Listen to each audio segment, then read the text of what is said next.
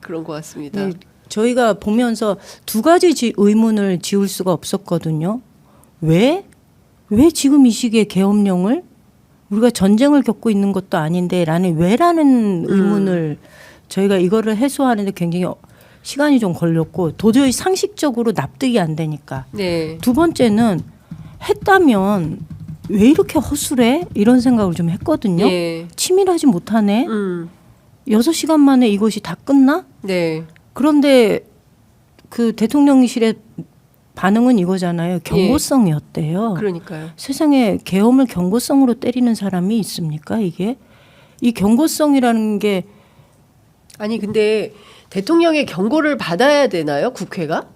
아니 그게 아니 납득이 안 되는데 근데 저는 이게 제2의 입법, 사법, 행정이 다 동등하게 서로 바이든 견제와 날리면 균형을. 사태하고 똑같은 거예요. 예. 자기가 뭔 행위를 하고 나서는 그것에 대해서 늘 해명이 예. 말도 안 되는 택도 없는 소리들을 하고 있는 거거든요. 예.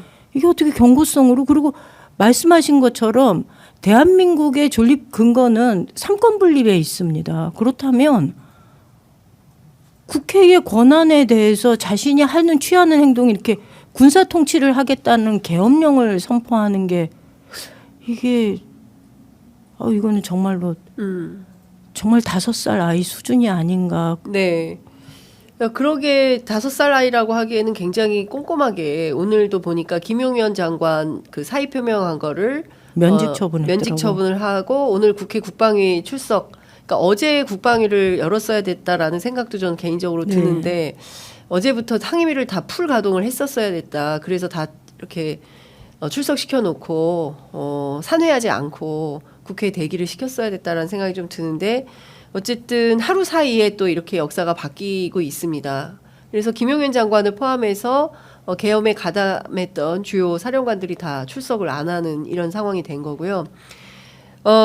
지금 보면 지금 대통령은 이랬다는 거잖아요. 검사 탄핵, 그 다음에 감사원장 탄핵, 그리고 예산 삭감, 특히 이제 검찰의 특활비 이런 거에 대해서 상당히 이제 불쾌감 또는 문제적 의식을 갖고 있었고 그 내용은 대통령의 비상계엄 선포 담화에도 네. 포함이 돼 있습니다. 피를 토하는 심정으로 국민들께 호소를 한다는 것이었고요. 벌써 10명째 탄핵을 추진하고 있다. 민주당에서. 그리고 22건의 정부 관료에 대한 탄핵을 소추했다. 이렇게 건국 이후에 전혀 유례가 없는 상황이다. 판사를 겁박하고 검사를 탄핵하는 식으로 사법부를 마비시키고 행정안전부 장관을 탄핵하고 방통위원장을 탄핵하고 감사원장, 국방장관 탄핵을 시도한다. 행정부 마비시키고 있다. 도저히 할 수가 없다. 민생 치안을 공황 상태로 민주당이 만들고 있다라는 겁니다. 국가 재정을 민주당이 농락을 하고 있다. 이렇게 주장을 하고 있습니다.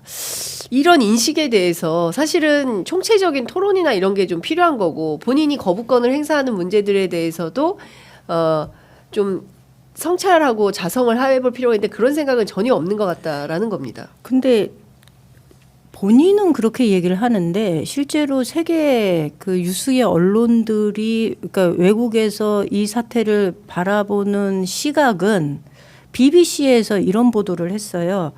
자신에게 가해진 정치적 공격을 방어하기 위한 전술로 군사 통치인 계엄령을 발동할 수밖에 없는 상황에 몰린 게 아니겠냐라는 네. 것이 BBC 보도예요.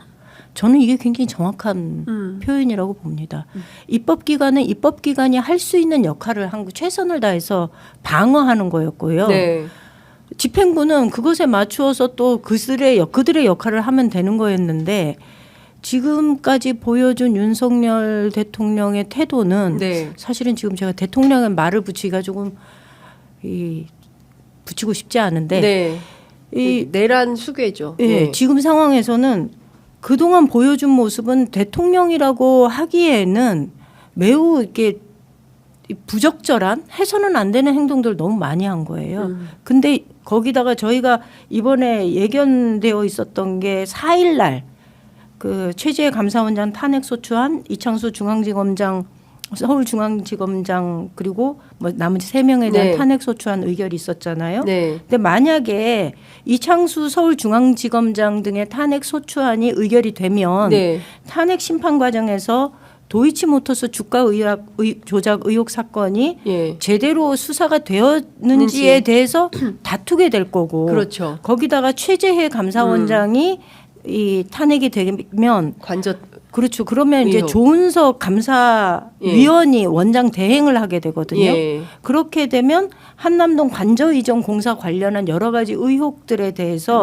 감사가 이루어지거나 네. 감사위원회에 회의록이 공개될 가능성이 높아지는 거죠. 이제 이렇게 아마 이것 정도는 본인이 예상을 했을 것 같아요. 이게 자꾸 이 대통령실을 둘러싸고 제기되었던 의혹들이 점점점 그 칼끝이 자신에게 가꾸어지고 있다라는 것을 본인이 알았을 거고 네. 그렇기 때문에 지금 시기에 이 정치적인 위기를 모면하기 위한 방식으로 계엄령을 선포한 거 아닌가라는 생각을 합니다. 그렇습니다.